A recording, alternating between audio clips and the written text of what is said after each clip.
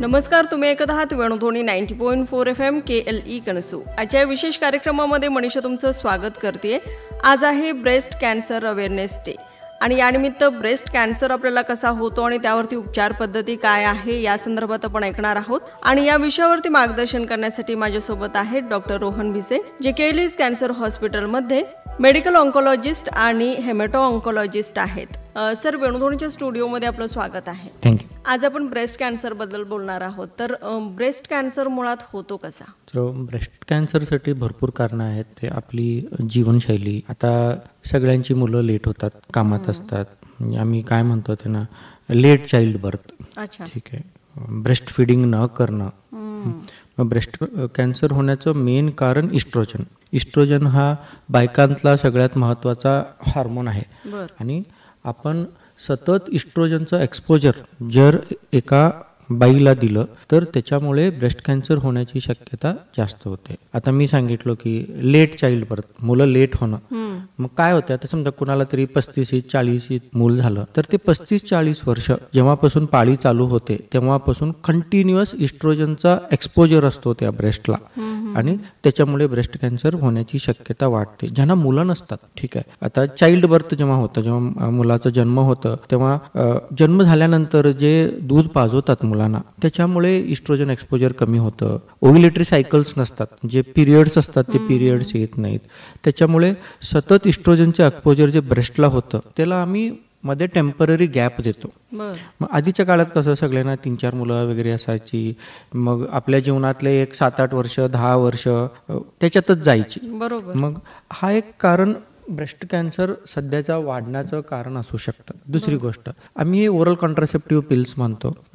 होय, त्याचं महत्त्व आहे. कशासाठी महत्त्व आहे? मुलांच्यात स्पेसिंग ठेवण्यासाठी म्हणा, किंवा मुलं नको असेल, इमर्जन्सी काहीतरी तुम्ही पिरियड्स पुढे ढकलता म्हणूनही काही जण हार्मोनल ट्रीटमेंट घेतात. पण ह्याचं सतत एक्सपोजर, एक लिमिटेड ड्युरेशन यूज चालतं, पण सतत एक्सपोजर ह्याच्यामुळेही त्याच्यात इस्ट्रोजनचं कंटेंट असतं. आत्ताच्या OCPमध्ये भरपूर कमी कंटेंट आहे, पहिल्यापेक्षाही भरपूर कमी रिस्क, पण सतत 5 वर्ष 10 वर्ष असं वापरणं कोणीही टाळावं. शॉर्ट ड्युरेशन चालू शकतं, ठीक आहे. मग ह्याच्या व्यतिरिक्त ओबेसिटी, जे बायकांचं वजन वाढतं, एस्पेशली पाळी थांबल्यानंतरचं जे वजन वाढलेलं असतं ओबेसिटीमध्ये कसं असतं की लोकल जे इस्ट्रोजन कन्वर्ट होतं फॅटमध्ये. आपण जे ह्या हार्मोन्स आहेत त्याचे 2 सोर्सेस असतात, एक अंडाशय ओव्हरीज आणि दुसरं ॲड्रिनल ग्लॅन्ड म्हणून असतं. मग हे जे कन्व्हर्शन होतं, जे ॲड्रिनल ग्लॅन्डचे हार्मोन्स वगैरे, ओबेसिटीमध्ये इस्ट्रोजनचं कन्व्हर्शन जास्त होऊन जातं आणि पाळी थांबल्यानंतर पुन्हा समजा ब्रेस्ट कॅन्सरचं रिस्क हे ज्यांचं वजन जास्त असतं त्यांना जास्त असतं, जे नॉर्मल वजन असतं त्याच्यापेक्षाही. मग हे एक झालं. ओके. चौथं जे मेन कारण आहे ते इनहेरिटन्स. जे कुणाच्या तरी घरात फार जणांना ब्रेस्ट कॅन्सर झालेला आहे किंवा ओव्हरियन कॅन्सर झालेला आहे. मग तुम्ही जर 100 ब्रेस्ट कॅन्सर बघितला त्याच्यातले 10 ते 15% ब्रेस्ट कॅन्सर्स हे इनहेरिटेड ब्रेस्ट कॅन्सर्स असू शकतात. मग त्यांना एक सगळ्यात कॉमन एक ब्रेस्ट कॅन्सर होण्याचं एक सिंड्रोम आहे, त्याला आम्ही ब्राका सिंड्रोम म्हणतो. त्याच्यात कॉमनेस्ट कॅन्सर्स जे होतात ते ब्रेस्ट कॅन्सर आणि ओव्हरियन कॅन्सर. मग कोणाच्या तरी घरात कमी वयात मल्टिपल फॅमिली मेंबर्सना ब्रेस्ट कॅन्सर किंवा ओव्हरियन कॅन्सर झालं असलं, किंवा कुणाला तरी ब्रेस्ट आणि ओव्हरियन कॅन्सर दोन्ही मिळून एका कुठल्या तरी बाईमध्ये झाले असलं त्यांच्या मुलांना, मग असल्याना हे जे जेनेटिक सिंड्रोम आहे ते असण्याची शक्यता जास्त असते. म्हणून आम्ही त्या पेशंटमध्ये जनरली होय हेरिडिटरी कॅन्सर असू शकतं, टेस्ट करून घ्या असं सांगू शकतो. मग मूळतः एकतर इस्ट्रोजन, ज्या कारणामुळे इस्ट्रोजनचं एक्सपोजर जास्त होतं त्या कारणामुळे ब्रेस्ट कॅन्सरचं इन्सिडन्स जास्त होतं. कुणाचं तरी वजन जास्त असलं एका वयानंतर त्याच्यामुळे ब्रेस्ट कॅन्सरचं इन्सिडन्स जास्त असतं. आणि 10 ते 15% जे ब्रेस्ट कॅन्सर असतात ते इनहेरिटेड जेनेटिक चेंजेसमुळे ब्रेस्ट कॅन्सर होतात. आतापर्यंत जेवढी आपण कारणं आता ऐकली सर, त्याच्यामध्ये म्हणजे लग्न झालेल्या स्त्रिया असतील किंवा मूल झालेल्या स्त्रिया असतील यांच्यामध्ये युजली आपल्याला हा पाहायला मिळतो असं समजून येतं. हो, पण काही केसेस अशाही ऐकून आहोत की ज्यांचं लग्नही झालेलं नाही आणि त्या 30 वर्षापर्यंतच्या आहेत सर. ठीक आहे. जसं मी बोललो, आता कुणाचं तरी लग्न झालं नाही, समजा लग्नाचं एक महत्त्वाचं पर्पज काय असतं, त्यांना मुलं व्हावीत. बेसिकली तुमचं जे वंश आहे ते वाढवण्यासाठी म्हणून लग्न केलं जातं जनरली. ठीक आहे. मग ज्यांचं लग्न झालं नाही त्यांना मुलं होत नाहीत. मग जसं मी बोललो, मुलं झाली नाहीत की इस्ट्रोजन एक्सपोजर कंटिन्युअस झालं. आणि जे आत्तापर्यंतचं डाटा आहे ह्यांना नॉर्मल जे लग्न होऊन ज्यांना मुलं होतात त्यांच्यापेक्षाही रिस्क जे अनमॅरिड आणि ज्यांना मुलं नसतात त्यांना हा रिस्क जास्त असतो. ठीक आहे. आणि सध्या जसं मी बोललो, कमी वयातले कॅन्सर जे असतात ते जवळपास त्यांना एक इनहेरिटेड कॉम्पोनंट असतो, कुठल्या तरी जेनेटिक कारणामुळे ते होण्याची शक्यता असते. मग आम्ही आता काय करतो, ब्रेस्ट कॅन्सरमध्ये थोडेसे प्रकार असतात, कुठलं प्रकार हे बघून कमी वयातल्या कुणालाही ब्रेस्ट कॅन्सर झालं, लग्न झालेले असू देत किंवा नसू देत, मग जेनेटिक टेस्ट करून जेनेटिक कारण आहे काय बघून त्याच्याप्रमाणे ट्रीटमेंट आणि सल्ला देतो आम्ही. अच्छा. मग जर आपल्याला ब्रेस्ट कॅन्सर झालाय याची काही लक्षणं आपण सांगू शकतो का? सगळ्यात महत्त्वाचं लक्षण ब्रेस्ट कॅन्सरमध्ये गाठ. मग फार सोपी गोष्ट आहे, आंघोळ करताना वगैरे जनरली स्वच्छ करताना अंग कळत असतं फार जणांना की गाठ होत आहे म्हणून. ठीक आहे. आणि कळूनही गाठ आहे असं समजून घेऊनही गाठ दुखत नाही आहे, त्या गाठीचा मला त्रास होत नाही आहे असं विचार करून फारशी लोक नेग्लेक्ट करतात. ठीक आहे, जी की चुकीची गोष्ट आहे. सगळ्यात महत्त्वाचं सिम्पटम गाठ. दुसरी गोष्ट, जेव्हा ब्रेस्ट कॅन्सर थोडंसं जास्त वाढतं तेव्हा बगलेतही गाठ होतात, त्याला आम्ही लिम्फ नोड म्हणतो. ठीक आहे. मग ब्रेस्टमध्ये गाठ मिळणं किंवा बगलेत गाठ, ॲक्झिलामध्ये गाठ मिळणं. तिसरी गोष्ट, आता ब्रेस्टचं स्वरूप चेंज होणं, शेप चेंज होणं. मग काही वेळेला गाठ आत असते आणि ती चेस्ट वॉलला, म्हणजे ब्रेस्टच्या पाठीमागची बॉडी असते तिथं जाऊन चिकटते, त्याच्यामुळे ब्रेस्ट जे सिमेट्रिकल असतात, बरोबर दिसत असतात, ते दिसत नाहीत. किंवा ज्यांचं निप्पल असतं, एक निप्पल, आता दोन्ही निप्पल समान असतात असं समजून घेऊया, मायनर फरक असू शकतो. निप्पल इन्व्हर्टेड झालं, आत जायला लागलं तर त्याच्या खाली एक गाठ असू शकते. ब्रेस्ट डिस्चार्ज म्हणजे एका वयानंतर, आता ब्रेस्ट फिडिंगचं गोष्ट वेगळी, पण त्याच्यानंतर झाले, आता मुलं झाली, सगळं झालं, एक थोडे वर्ष निघाले, त्याच्यानंतर डिस्चार्ज होत असलं, एस्पेशली त्या डिस्चार्जमध्ये ब्लड वगैरे असलं तर ते पण कॅन्सरचं लक्षण असू शकते. हे जे लक्षण आहेत ते जनरली जेव्हा ब्रेस्ट कॅन्सर लोकलाइज्ड असतं, जेव्हा दुसऱ्याकडे पसरलेलं नसतं तेव्हाची लक्षणं. ठीक आहे. पण ब्रेस्ट कॅन्सर पसरलं, समजा आता हाडांना पसरलं तर मग बोनी पेन्स येऊ शकतात, लंग्सला पसरलं तर माणसाला खोकला येऊ शकतो, धाप लागू शकतो, लिव्हरला पसरलं तर मग जॉन्डिस होऊ शकतं, जेवण कमी जाऊ शकतं. जसं मी प्रत्येक वेळेला बोलतो की वेट लॉस. मग जेव्हा जेव्हा कॅन्सर एक लेवल क्रॉस करतं तेव्हा तेव्हा माणसाचं जेवण कमी होतं, वजन कमी व्हायला लागतं. हे फक्त ब्रेस्ट कॅन्सरसाठी नव्हे, कुणाचंही वजन विनाकारण, म्हणजे कुठलंही कारण नसताना जर वजन कमी होत असलं तर ते कॅन्सरचं लक्षण असू शकतं. मग जे काही तपास करतात वेट लॉससाठी, त्याच्यात ॲट लास्ट एक कॅन्सर आहे की नाही हा पण तपास करून घेतलेला बरं. मग आता सर, म्हणजे लक्षणांमध्ये गाठ असणं हे एक मुख्य तुम्ही कारण सांगितलं, तर त्याच्यामध्ये एक शंका विचारेन सर, की बऱ्याचदा आपल्याला पाळी येत असते त्यावेळी कदाचित म्हणजे ब्रेस्ट थोडेसे कठीण होणं किंवा दुखणं अशा थोड्याशा गोष्टी होत असतात. हो, हे अगदी नॉर्मल गोष्ट आहे ही. मग कसं, पाळीमध्ये फेजेस असतात. मग त्या फेजमध्ये समजा पहिले 14 दिवस आणि नंतरचे 14 दिवस असं समजून घेऊया. जे शेवटचे 14 दिवस असतात तेव्हा प्रोजेस्ट्रॉनचा इफेक्ट जास्त असतो. मग थोडंसं घट्ट होणं, छोटे छोटे नोड्यूल्स होणं किंवा ब्रेस्टमध्ये दुखणं हे सामान्य. पण हे कसं होतं, पाळी आल्यानंतर ही गोष्ट कमी होऊन जाते. बरोबर. आणि त्यावेळेला एकच नोड्यूल नसतं, मल्टिपल छोटे छोटे छोटे नोड्यूल्स असतात. मग पहिल्या 14 दिवसात कुणालाही जाणवत नाही, नेक्स्टच्या 14 दिवसात ते जाणवतं, थोडं थोडं नोड्युलॅरिटी जाणवतं, पण हे सायक्लिकल असतं. मग प्रत्येक वेळेला असं होत राहणं हे काय ब्रेस्ट कॅन्सरचं लक्षण नव्हे, त्याला आम्ही फायब्रो ऑडिनोसिस म्हणतो. मग नॉर्मल ब्रेस्ट हार्मोनल चेंजेसमुळे ते चेंजेस होतात, पण प्रत्येक वेळेला सेम रिपीट होत जातं. एक डॉमिनंट गाठ म्हणजे ह्याच्यातली कुठली तरी गाठ फार मोठी व्हायला लागले आणि त्याच्यात फ्लक्च्युएशन होत नसले किंवा सतत वाढत असलं तर मग हो, हे एक लक्षण असू शकतं. पण जे नेहमी सगळ्या बायकांना जे जाणवतं ते कॅन्सरचं लक्षण नव्हे. आणि त्यावेळेला पेनफुल ब्रेस्ट असतं, मग त्यांना ब्रेस्ट दुखायला लागतं. कॅन्सरमध्ये सहसा गाठ असते पण दुखत नसते आणि ती गाठ सावकाश वाढत असते. कुठलंही कॅन्सर न वाढता राहत नाही. मग कोणाला तरी न दुखत असलेली गाठ सावकाश सावकाश वाढत असली तर ती गाठ कॅन्सरची असू शकते की नाही हे तपासलेलं बरं. बरोबर. एक फायब्रो अडिनोमा म्हणून गाठ असतो, म्हणजे जनरली मेनोपॉजच्या एजच्या अगोदर होतं, प्री मेनोपॉजल बायकांच्यात पाळी थांबण्याच्या अगोदरची गाठ असते. ती सावकाश सावकाश मेनोपॉज नंतर ती विरघळत जाते. ठीक आहे. मग ती गाठ जरा म्हणजे समजा गाठ आहे कुणाला तरी वाढायला लागले तर समजा तज्ज्ञांना जाऊन भेटले तर ती आम्ही सांगू शकतो की ती कॅन्सरची गाठ असू शकते की नाही. गरज पडली तर एक सोनोग्राफी करून मॅमोग्राफी करून एक बायोप्सी करून ती कॅन्सरची गाठ असू शकते की नाही असं मी बोलू शकतो. जनरली त्या गाठीला बिनाईन गाठी म्हणतो, म्हणजे कॅन्सर नसलेली गाठ. पण हो, ते स्वतः निर्णय न घेता फारदा कसं असतंय की आपणच स्वतःहून ठरवायचं मला कसं कॅन्सर होऊ शकतंय, ही गाठ कॅन्सरची नाही आहे असं म्हणून डॉक्टरांच्याकडे येतच नाहीत. मग माझं म्हणणं असं असणार आहे की होय, ती कॅन्सरची गाठ आहे की नाही ती समजून घ्या, आणि कॅन्सरची गाठ नसली चांगली गोष्ट आहे. काही जणांना आम्ही फार मोठी असली किंवा त्यांनी कन्सर्न्ड असले की हो मला गाठ आहे, मला ती गाठ नाही आहे, तर आम्ही काढूही शकतो. पण लहान गाठ असताना जर आम्हाला ती कॅन्सरची गाठ नाही आहे असं वाटलं सगळे टेस्ट झाल्यानंतर तर काही करू नका असंही सल्ला देतो आम्ही. बरोबर. पण सगळ्या गाठी अशीच असतात म्हणून प्रत्येक गोष्ट नेग्लेक्ट करणं हे चुकीचं. आणि बऱ्याचदा म्हणजे आणि कुणाला तरी असा सेम प्रॉब्लेम झालेला असतो आणि तो म्हणतो मग काही दिवसांनी गेली ती माझ्या आपोआप, असं होतं. ही गोष्ट सगळ्यात चुकीची गोष्ट. सगळ्या बायकांना कसं वाटतं की हां, माझ्या बाजूला जी बाई आहे किंवा माझं जे फ्रेंड सर्कल आहे त्यांना असं झालं, मग डॉक्टरांच्याकडे न येता ते त्यांनी सांगितलेलं ऐकून घेऊन नेग्लेक्ट करतात. ती सगळ्यात मोठी चूक. कोणी का असे ना, माझा सल्ला असा असेल की डॉक्टरांच्याकडे जावा, टेस्ट करून घ्या, नाही आरामात राहा. पण असलं तर जनरली अर्ली स्टेजमध्ये जेव्हा कॅन्सर भेटतं तेव्हा बरं होण्याची शक्यता जास्त असते. म्हणून फ्रेंड सांगितले किंवा नातेवाईक सांगितले की होय असं होतं माझं गेलं, असं करून दुर्लक्ष करणं चुकीचं. ब्रेस्ट कॅन्सर अवेअरनेस डे निमित्त आजचा हा विशेष कार्यक्रम ऐकतोय केली वेणुध्वनी 90.4 FM वरती तुम्ही ट्यून इन आहात. डॉक्टर रोहन भिसे आपल्यासोबत आहेत. सर, मग बऱ्याचशा गोष्टी आतापर्यंत डिस्कस केल्या, तर हा जो ब्रेस्ट कॅन्सर आहे तो आपल्याला होऊ नये म्हणून आपण काही प्रिकॉशन घेऊ शकतो का?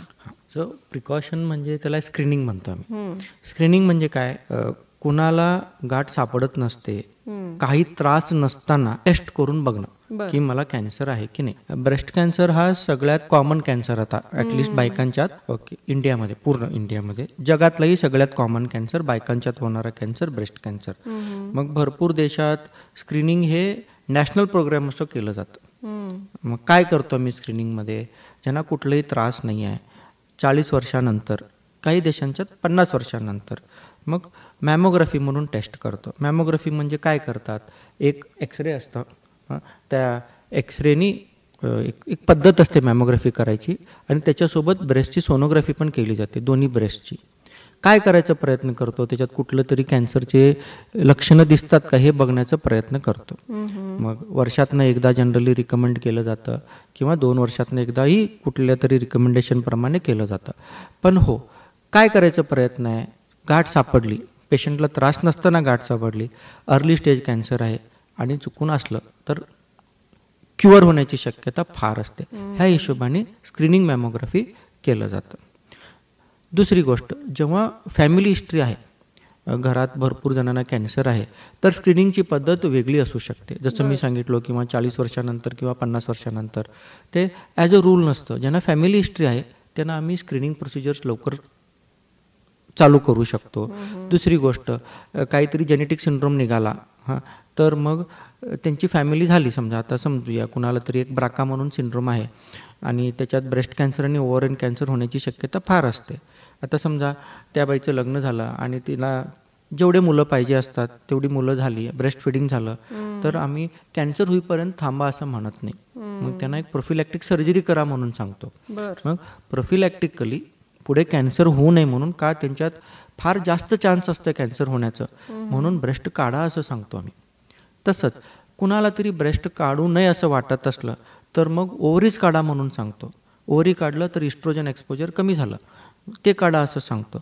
असं करून कॅन्सर होण्याची शक्यता कमी करतो. जर ब्रेस्ट काढलं त्या सिंड्रोममध्ये तर कॅन्सर होण्याची शक्यता 99% कमी होऊ शकते.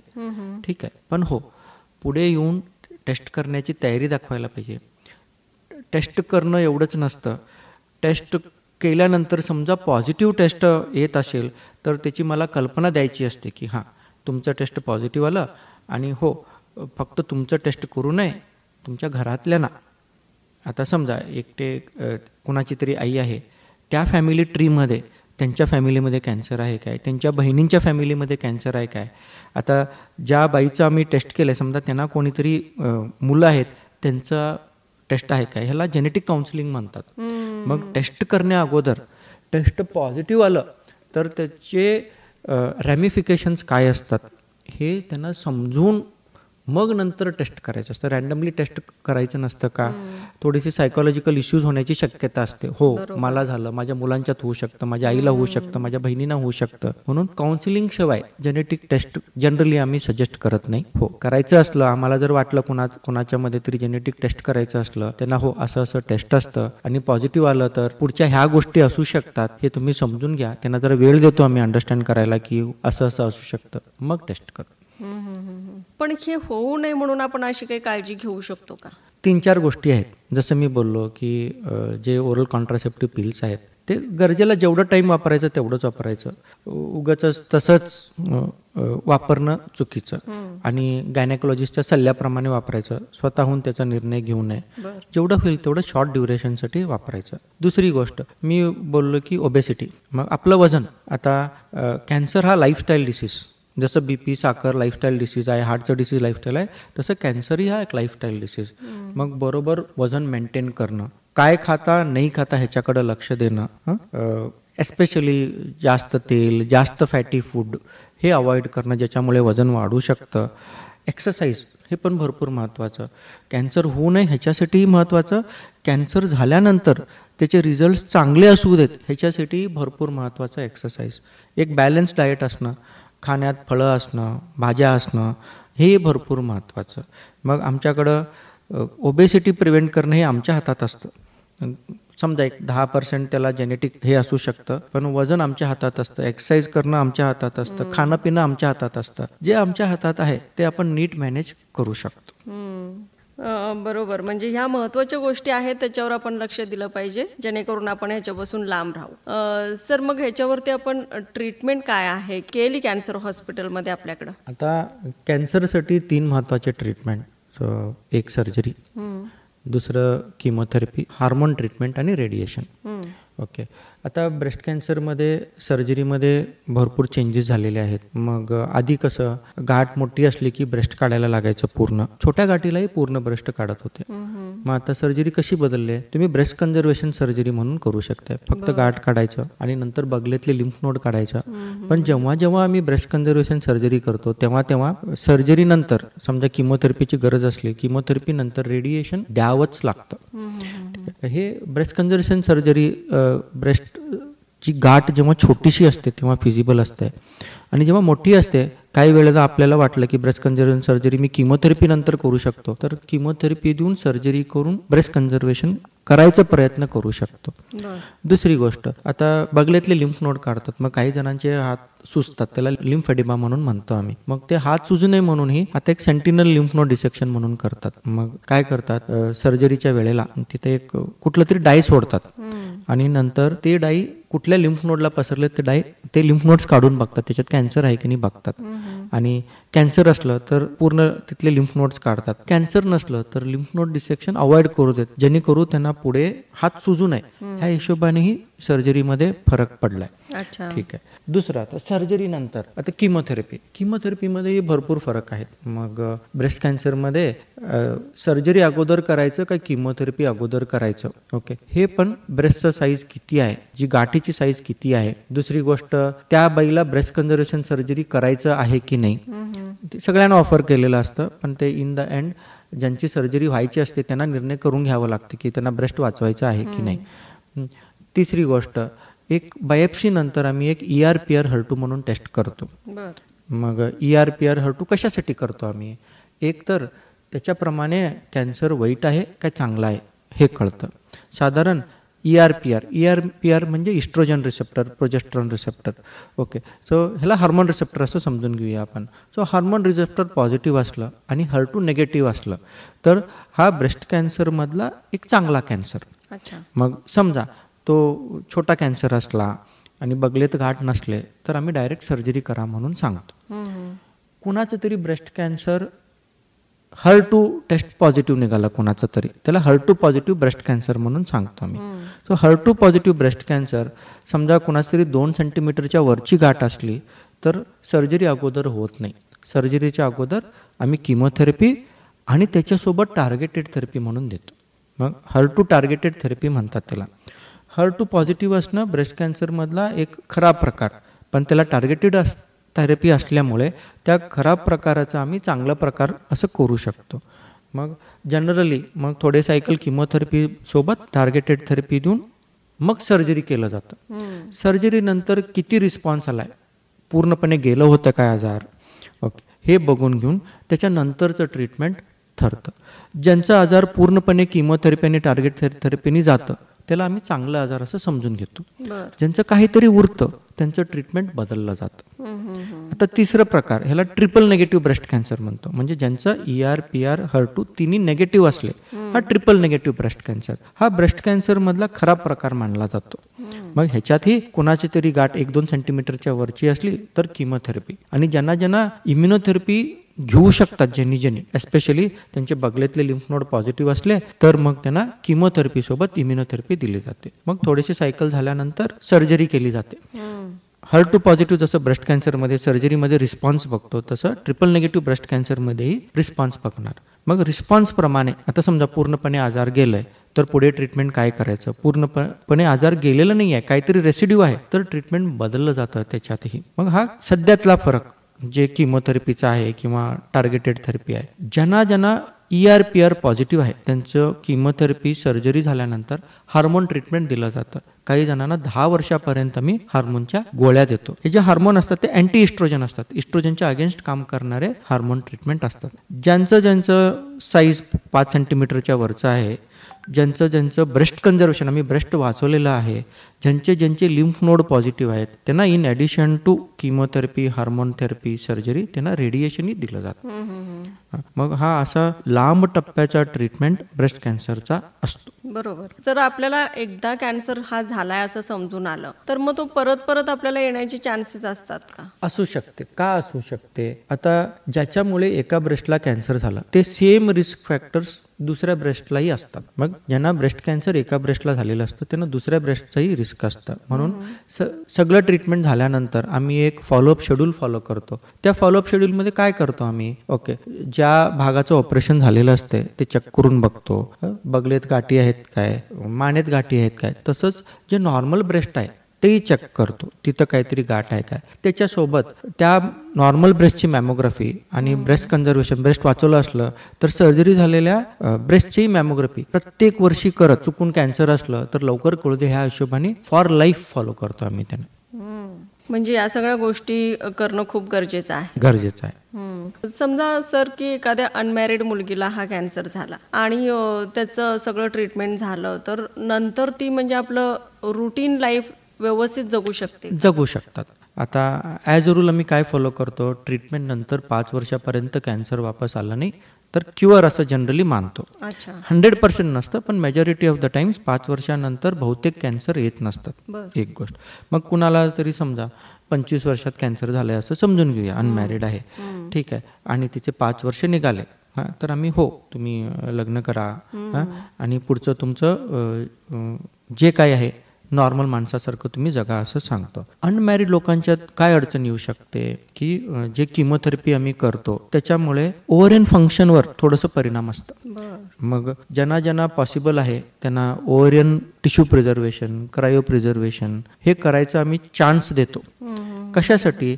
किमोथेरपीमुळे जे अंडाशय पुढे तयार होत नाहीत, ज्याच्यामुळे मुलं होऊ शकतात, तर ती परिस्थिती येऊ नये म्हणून मग आम्ही फर्टिलिटी एक्सपर्ट्सकडे पाठवतो किमोथेरपी चालू करण्या अगोदर. मग नंतर ते वापरून त्याचं हे करून त्यांनी पुढे त्यांना मुलं वगैरे होऊ शकतात. ओके. दुसरी गोष्ट, हे अब्सोल्यूट नसतं, 100% नसतं की मी ज्यांना किमोथेरपी दिलं त्यांना मुलंच होत नाही, तसं काय नसतं. पण चान्स कशाला घ्यायचं, एक आमच्याकडं अगोदरच काहीतरी ट्रीटमेंट आहे ज्याच्यामुळे पुढं ह्याची अडचणच येणार नाही ते आधी ऑफर करतो. ठीक आहे. किमोथेरपी नंतर पाळी थांबणं हे नॅचरल, का किमोथेरपीचा अंडाशयावर परिणाम असतं. साधारण कमी वयातल्या बाईला, 35 वर्षाची बाई आहे, 40 वर्षापर्यंत किमोथेरपी नंतर ही पिरियड येतात. असं नाही की सगळ्यांना एकच वर्षात येतात, पण हो व्हेरिएबल टाइम नंतर किमोथेरपी नंतर पिरियड्स येतात. काही पिरियड्स अनओव्युलेटरी असू शकतात, म्हणजे पिरियड्स तर होतात पण त्याच्यात जे ओव्हम असतात ते रिलीज होत नसतात. काही थोड्या वेळानंतर ते ओव्हम पण रिलीज होतात. ठीक आहे, मग तसं होऊन जे इनफर्टिलिटी असतं किमोथेरपी नंतर ते टेम्पररी असू शकतं. पण काही जणांच्या ज्यांचं ओव्हरियन फंक्शन चांगलं नसतं त्यांना पिरियड्स न येण्याची शक्यताही असते. म्हणून फर्टिलिटी एक्सपर्टकडे पाठवून त्यांना जे काही करायचं आहे पुढे प्रिझर्व करण्यासाठी ते प्रिझर्व करायला लावून नंतर आम्ही किमोथेरपी चालू करतो, म्हणजे पुढे त्यांना मुलं होऊ देते ह्या हिशोबाने. ब्रेस्ट कॅन्सर झालाय आपल्याला आणि लवकर ती गोष्ट आपल्या लक्षात आली नाही, जसं आपण सुरुवातीला सांगितलं की त्याचे म्हणजे लक्षणं लगेच अशी दिसून येत नाहीत किंवा त्रास आपल्याला लगेच होत नाही, तर समजा की हा शेवटच्या टप्प्यात आपल्या लक्षात आलाय तर किती धोक्याचा असू शकतो? ठीक आहे, मग आम्ही ॲज अ रूल काय सांगतो जनरल पब्लिकसाठी की स्टेज 4मध्ये ब्रेस्ट कॅन्सर बरा होत नसतो. पण स्टेज 4मध्येही भरपूर प्रकार आहेत. मग स्टेज 4मध्ये आता समजा ब्रेस्टमध्ये गाठ आहे आणि फक्त लिव्हरमध्ये एकच गाठ आहे, हा स्टेज 4. पण आम्ही काय करू शकतो, ओके टेस्ट करून जर तो कॅन्सर चांगला आहे असं आपल्याला कळाला तर किमोथेरपीने चालू करून किंवा लिव्हरमध्ये एक काहीतरी लोकलाइज करायला ती गाठ एक पिन वगैरे ठेवून किमोथेरपी चालू करून जेव्हा किमोथेरपीचं रिस्पॉन्स चांगलं येतं तेव्हा ब्रेस्टची गाठ ही काढायची, त्याच्यासोबत लिव्हरची गाठ ही काढायची. ठीक आहे, मग ह्याला आम्ही ऑलिगोमेटास्टॅटिक डिसीज म्हणजे पसरलाय आजार पण 1-2 जागेला तेवढंच पसरलाय आणि त्या जागेलाही मी काहीतरी क्युरेटिव्ह सर्जरी करू शकतो असं समजून घेऊन मग ब्रेस्टचाही सर्जरी करायची, किमोथेरपी सोबत लिव्हरचीही सर्जरी करायची.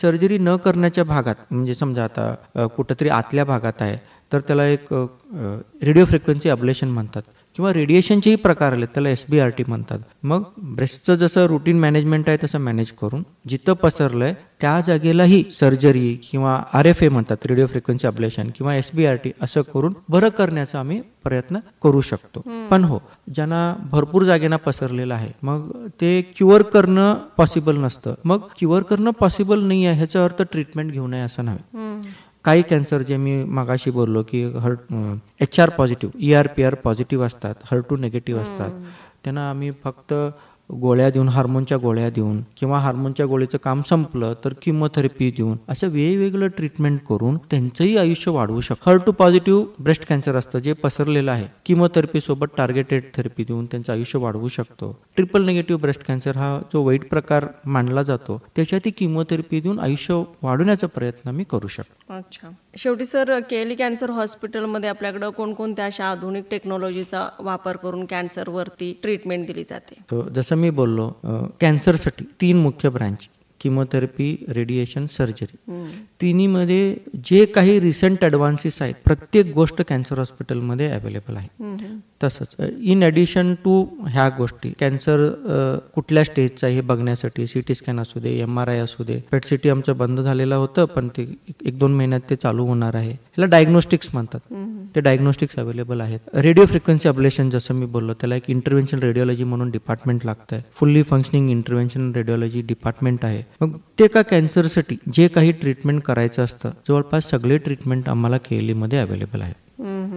कार्यक्रमाच्या शेवटी सर आपण आपल्या लिस्नरना काय मेसेज देऊ? गाठ आहे, कॅन्सर असू शकतंय असं समजून नेग्लेक्ट करणं ही चुकीची गोष्ट.